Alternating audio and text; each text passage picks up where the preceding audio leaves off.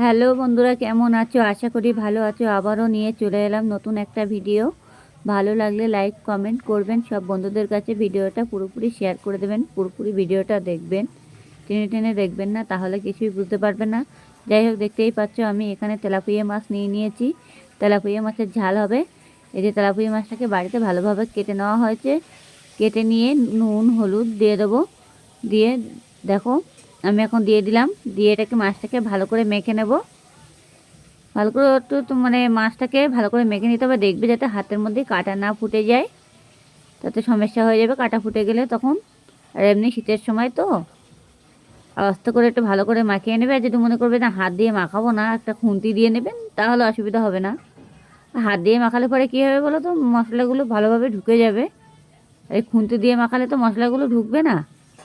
যাই হোক, আমার মাছগুলো মাখানো হয়ে গেছে। লবণ হলুদ আমি কড়াই বসিয়ে দিয়ে দিয়েছি।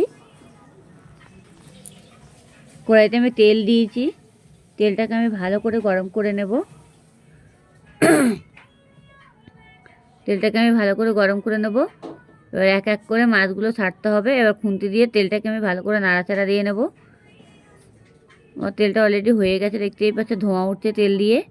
আর সবসময় কড়াই গরম করে মাছ ভাজবে, দ্রুত মাছ ভাজা হয়ে যাবে। মাছ পুড়বে না, কিচ্ছু হবে না, কিন্তু একটু খেয়াল রাখতে হবে মাছের দিকে। এই যা, যে আমি মাছগুলো দিয়ে দেবো। মাছগুলো পিসগুলো অনেক বড় বড়, তেলাপিয়া মাছ তো বেশ বড় বড়। আমি অল্প করে মাছগুলো দিয়ে ভেজে নেব। এই যে 3 পিস দিয়েছি, 3 পিস করে আমি পুরোপুরি মাছগুলো ভেজে নেব।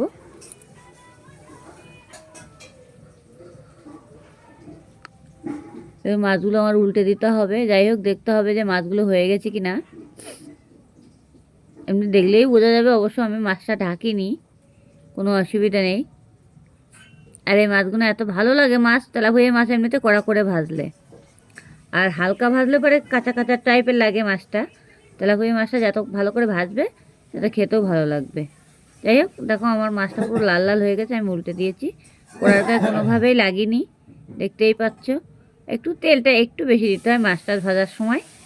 আর তেলটা, মাছটা যত কাঁচা থাকবে তত মাছটা আস্তে গন্ধ বেরোবে, মাছটা খাওয়া যাবে না, ভাল লাগবে না, এরকম হবে। আর মাছটা যত ভালো করে ভাজবে, মাছটা খেতেও খুবই টেস্টি হবে। যাই হোক, আমার এই মাছটা পুরোপুরি ভাজা হয়ে গেছে। এখন আমার তুলে নেওয়ার সময় হয়ে গেছে। আমি বাকি যে মাছটা ছিল, সেই মাছটা দিয়ে আমি আবারও ভেজে নেব। এভাবে এক এক করে মাছগুলো নিয়ে নিতে হবে ভেজে। সব মাছ অবশ্য দিইনি, যাতে মাছগুলো ভেঙে যাবে বলে সবগুলো দেওয়া হয়নি। 3টে করে পিস দিয়েছি, বড় বড় পিস এমনিতে মাছের, তার জন্য 3 পিস করে দিয়ে দিয়েছি। তাহলে আর ভাঙার কোনো সম্ভাবনা থাকবে না।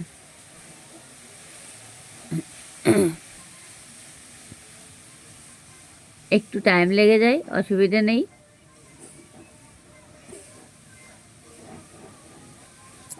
আর তেলাপিয়া মাছ তো যত ভালো করে ভাজবে, তত খেতেও খুব ভালো লাগবে। আর তেলাপিয়া মাছটা একটু মানে কী বলো তো, লবণ হলুদটা মাখিয়ে কিছুক্ষণের জন্য রেখে দিলা। দিয়ে কড়াইটা ভালো করে গরম করে নিলা।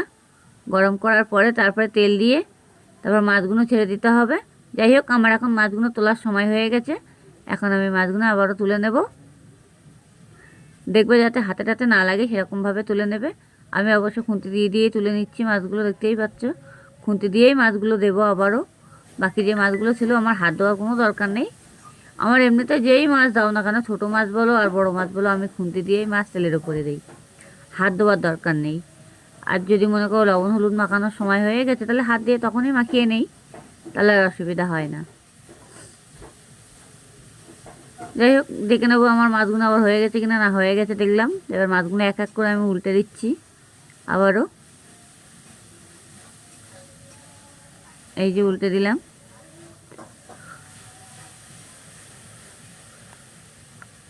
মাছগুলো আমি আবারও ভালো করে উল্টে পাল্টে দিয়েছি। এবার মাছগুলো আমি এবার তুলে নেবো এক এক করে। দেখো মাছগুলো আমার পুরোপুরি ভাজা হয়ে গেছে, তুলে নিলাম। একটা মাছও কিন্তু ভাঙিনি, দেখতেই পাচ্ছ। আর মাছ ভাঙলে কিন্তু ভালো লাগে না। এবার আমি কালো জিরে ফোড়ন দিয়ে দিচ্ছি তেলে। এই যে দিয়ে দিলাম। তারপরে দেবো একটু পেঁয়াজ, কেটে রেখেছি, পেঁয়াজ দিয়ে দিচ্ছি।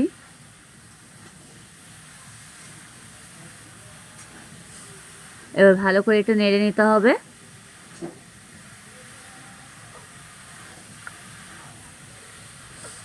পেঁয়াজটাকে পুরো লাল লাল করে ভেজে নেবো আমি এখন। এবার ক্যাপসিকাম কেটে রেখেছি, আর টমেটো, আর দুটো তিনটে কাঁচা লঙ্কা দিয়েছি, দিয়ে এবার এটাকে ভালো করে ভেজে নিতে হবে। আপনারা যেমন লঙ্কাটা খাবেন তেমন দেবেন, কোনো অসুবিধা নেই। লঙ্কাটা যে যেমন খেতে পারে আর কি। লবণ হলুদটা একটু ঠিক টাইম মতো দেবে, যেমন তরকারি সেরকম বুঝে দেবে। লবণটা সবসময় হাতে রেখে দেবে যাতে পুড়ে না যায়। প্রয়োজন হয় পরে দেবে, তাতে কোনো অসুবিধা নেই, কিন্তু পুড়ে গেলে কিন্তু তরকারির টেস্টটাই অন্যরকম হয়ে যাবে, সেটা একটু খেয়াল রাখতে হবে।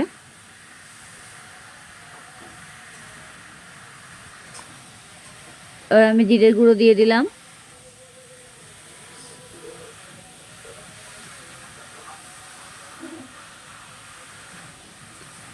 এখন একটু নেড়ে দিতে হবে, যেটি হোক, না হলে পুড়ে যাবে।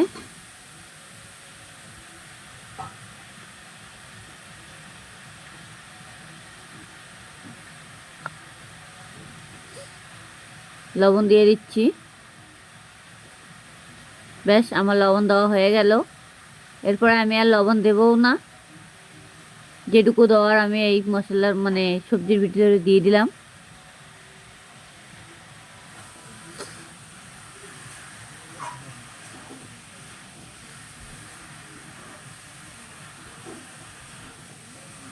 একে ভালো করে নাড়তে হবে। এখন আমি আবারও হলুদ দিয়ে দেব।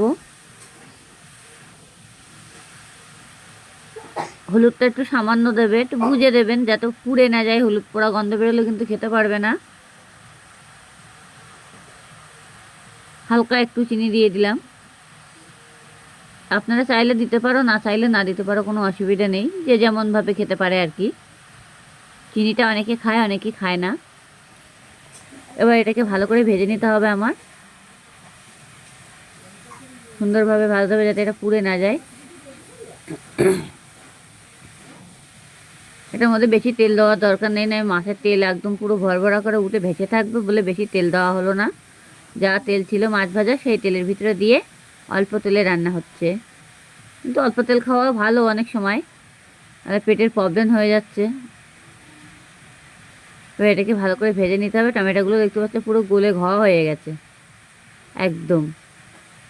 টমেটোগুলো যদি গালিয়ে রান্না করা হয় তরকারির ঝোলটা পুরো গাঢ় গাঢ় হয়ে যাবে, খেতেও ভালো লাগে। অনেক সময় টমেটোগুলো গোটা গোটা থাকলে পরে কি হয়, মানে টমেটোগুলো একটু গলে না, আর তখন তরকারিটা গাঢ় গাঢ় হয় না, ওই পাতে পাতে পড়ে, তখন অনেকে খায় অনেকে খায় না, ফেলে দেয়, এই হয়।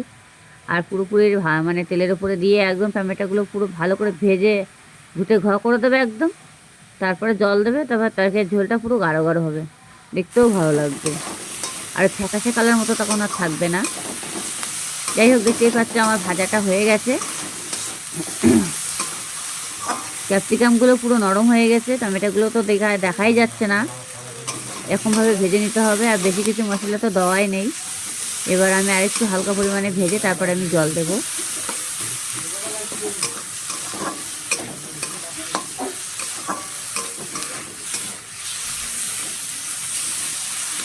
আর এমনি শীতের সময় মাছের ঝোল খেতে খুবই ভালো লাগে।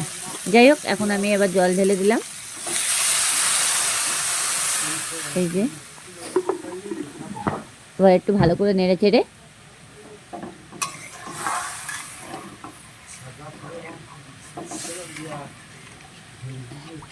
চেড়ে দিলাম ভালো করে, দিয়ে আমি এবার ঢেকে দেব, ঢাকা দিয়ে দেব। চলো আমি আবার কিছুক্ষণ পরে আবারও ফিরে আসছি, তরকারিটা ততক্ষণে ফুটতে লাগুক।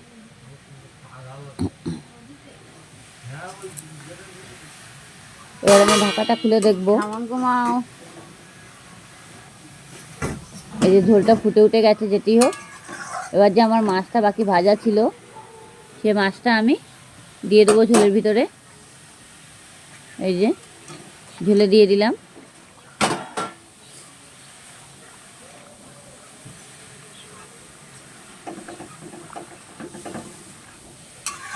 ভালো করে নাড়াচাড়া দিয়ে আমি এখন ঝোলের ভিতরে মাছগুলো পুরো করে দিলাম, পাতিয়ে দিলাম, দিয়ে আমি এবার ভালো করে ফুটাতে হবে, একটু ঢেকে দিতে হবে। আবারও ঢেকে দিলাম আমি আবারও কিছুক্ষণ পর ফিরে আসছি। দেখতেই পাচ্ছ অনেকটা মাছের ঝোলটা পুরো কত সুন্দর কালার চলে এসেছে। অবশ্য বেশি ঝোল কমাবো না, বেশি ঝোল কমালে মাছের ঝোল তখন পুরো মাখা মাখা হয়ে গেলে ভালো লাগবে না বেশি। যাই হোক, আমার মাছের ঝোলটা কিন্তু অলরেডি হয়েও গেছে। এখন আমি ধনে পাতা দেবো। ধনে পাতাগুলো কেটে নিয়েছি, এই যে দেখতেই পাচ্ছি ধনে পাতাগুলো দিয়ে দিয়েছি। ভালো করে ছড়িয়ে ছড়িয়ে দেবো ধনে পাতাগুলো, তারে সাইড করে ছড়িয়ে ছড়িয়ে দিলাম। দিয়ে এবার আমি একটু নাড়াচাড়া দেবো যাতে ধনে পাতাগুলো পুরো মাছের মধ্যে মিশে যায়।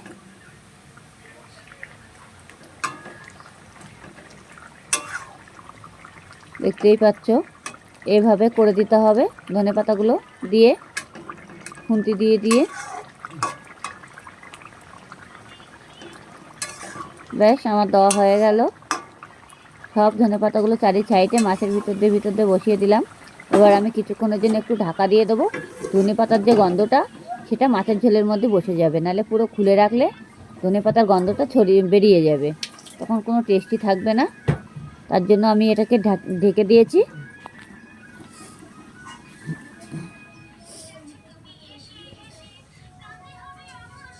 আর গ্যাসটাকে একটু লো করে রাখতে হবে, নাহলে ঝোলটা পুরোটাই টেনে যাবে।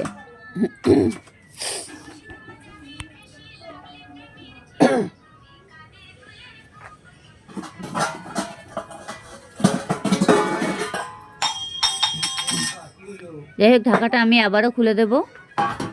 এবার খুলে দেখবো যে আমার মাছের ঝোলটা কীরকম হয়েছে। অলরেডি মাছের ঝোলটা হয়েও গেছে। আমি একটা পাত্রে এখন ঢেলে নেব। এই ঢালাও হয়ে গেছে। ভালো লাগলে লাইক কমেন্ট করতে ভুলবে না, কেমন?